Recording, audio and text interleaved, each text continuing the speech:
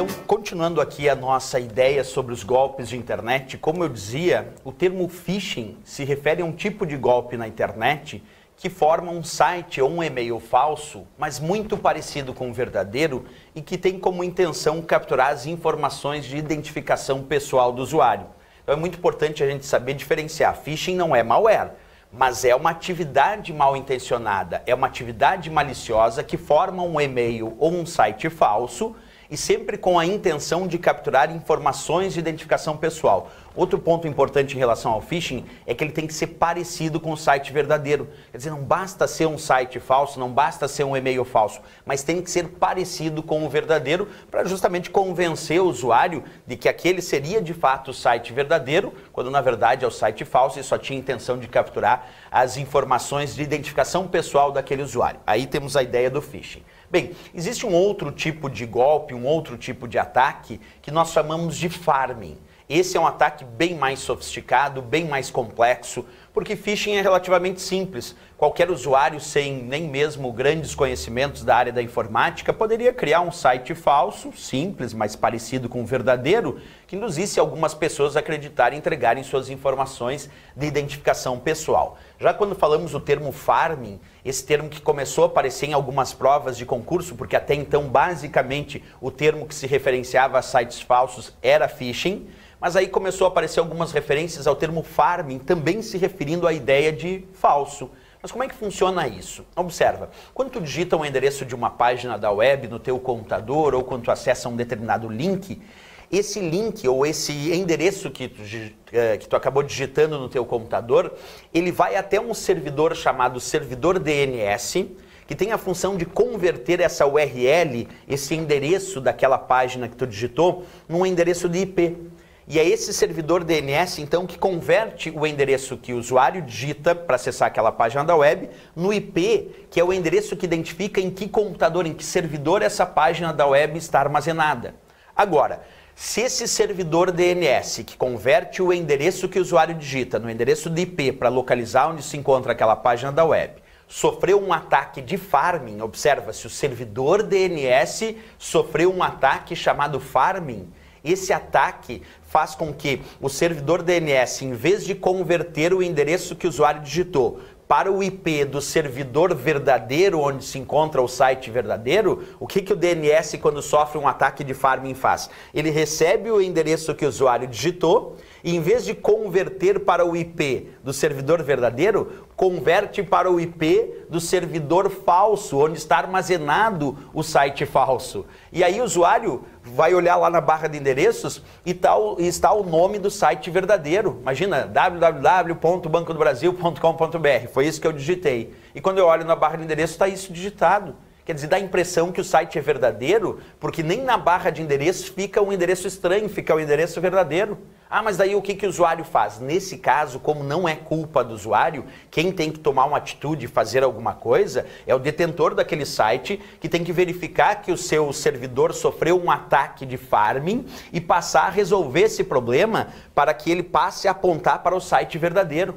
Então o ataque de farming, eu digo, é mais sofisticado, é mais grave e muito mais difícil de acontecer. Porque não é tão simples atacar um sistema, um servidor DNS, para ele então responder não mais o site verdadeiro e passar a responder o site falso. Isso é muito complexo. Já o phishing é simples, qualquer um lá cria um site falso, publica na internet, muitos acreditam e entregam as suas informações de identificação pessoal. Então é importante que a gente faça a identificação aqui da diferença. Mas os dois se relacionam com falso.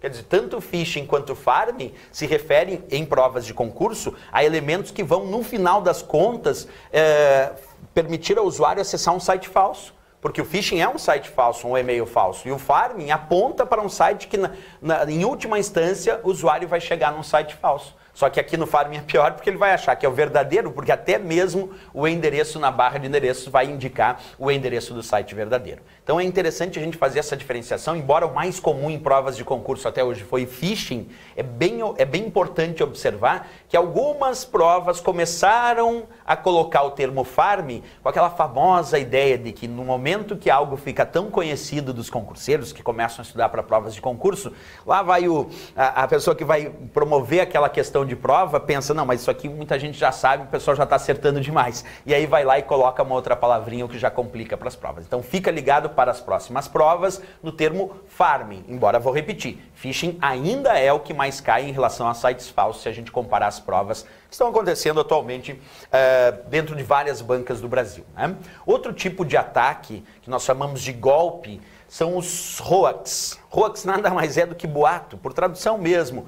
Agora, quando é que a ideia de um golpe é um hoax? Quando é simplesmente algo mentiroso, que alguém publicou na internet, ou tu recebeu por e-mail, por exemplo, e era uma informação falsa, mas que um foi passando para outro, que foi passando para outro, para outro, para outro, e de repente pareceu que aquela informação era verdadeira, de tanta distribuição e compartilhamento daquela informação. Aí nós vamos passar a chamar isso de hoax, ou boato. Então o boato não tem como intenção capturar informações de identificação pessoal, não tem como intenção invadir o computador do usuário, nada disso. Não tem como intenção derrubar um servidor, é algo bem simples, simplesmente alguém inventou uma mentira, publicou na internet, um foi compartilhando para o outro, isso viralizou, e aí muita gente passou a acreditar que aquilo era verdadeiro, que aquela informação era verdadeira. A partir daí nós passamos a chamar esse golpe. E por que ele está dentro de golpe? Professor, se não está pegando dados, se não está querendo derrubar servidor, por que é golpe? Porque é um golpe, às vezes, contra até a idoneidade da pessoa. Imagina quantas pessoas públicas sofrem ataques e golpes do tipo hoax, boatos que se espalham muito, e aí até aquela pessoa conseguir inverter a situação, muitos já acreditaram, e aí já passou a ser uma verdade consolidada, ou quase uma verdade consolidada. Bem, se a prova citar o termo boato, tu lembra da palavrinha hoax, para responder lá na prova, como sendo, sim, tecnicamente, para efeito das provas de concurso de informática, um tipo de golpe.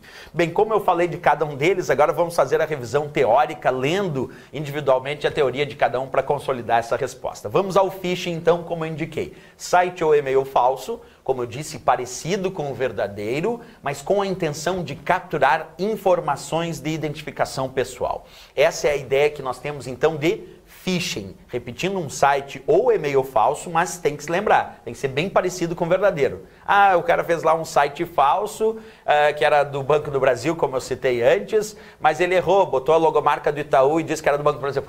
Aí não tem condição, aí ninguém vai acreditar. Então ele tem que ser falso, é claro, mas tem que ser parecido com o verdadeiro, com a intenção de capturar essas informações de identificação pessoal. O farming, como eu já dizia, é bem mais sofisticado, é um ataque que exige conhecimento técnico do atacante e normalmente é feito por hackers ou crackers com alto grau de conhecimento que conseguem atacar um servidor DNS invertendo ou reposicionando para o site falso. Então, redireção da navegação do usuário para sites falsos, por meio de alterações no serviço de DNS, que é o sistema de nome de domínios ou o servidor de nome de domínios, o famoso servidor DNS, que converte, muitas vezes cai em prova o termo DNS, como aquele servidor responsável por converter as URLs, que são os endereços dos sites que visitamos, em IP, que identificam o endereço do servidor onde se encontra aquela página. Então, o ataque de farming é um ataque muito específico nos servidores DNS, como aqui diz, para redirecionar a navegação desse usuário para o site falso.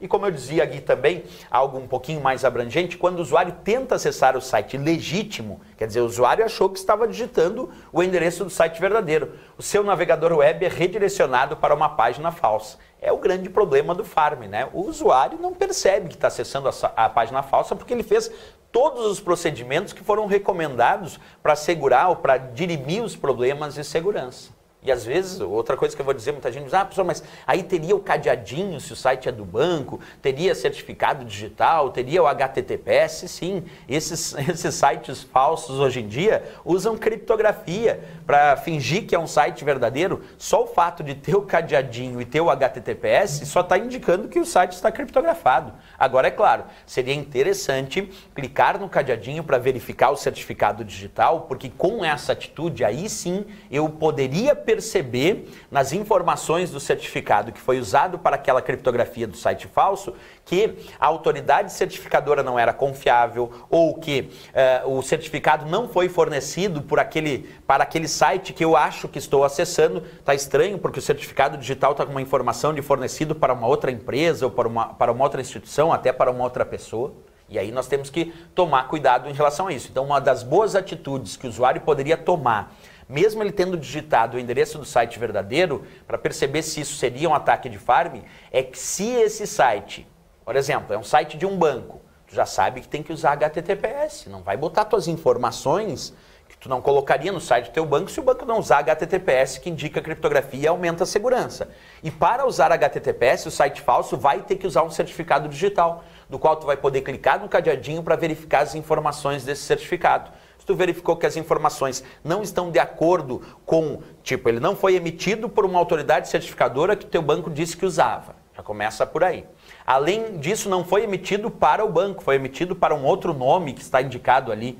E às vezes até o prazo de validade do certificado expirou e também isso é indicado no próprio certificado digital que aparece quando o usuário clica no cadeadinho. Então tem como tomar uma atitude de segurança, a mais importante é essa, clicar e verificar informações de certificados digitais. Né? O boato, o hoax que eu dizia, né, é mensagem que possui conteúdo alarmante ou falso e aponta como autor alguma organização importante ou alguma pessoa importante. Eu botei aqui a organização, mas pode ser também uma pessoa. A ideia é sempre essa ideia de propagar uma informação falsa que se torne um boato rapidamente e para isso eles sempre botam um conteúdo alarmante. Alguém morreu, alguém está com uma doença, ou aconteceu isso, aconteceu aquilo. É muito relacionado a elementos meio trágicos mesmo. Até quando tu lê um hoax que se viralizou, a mensagem era tão forte que uma pessoa vai informando para outra sem verificar a fonte daquela informação e se ela era fidedigna ou não. As pessoas são tão impactadas porque geralmente é um conteúdo extremamente alarmante.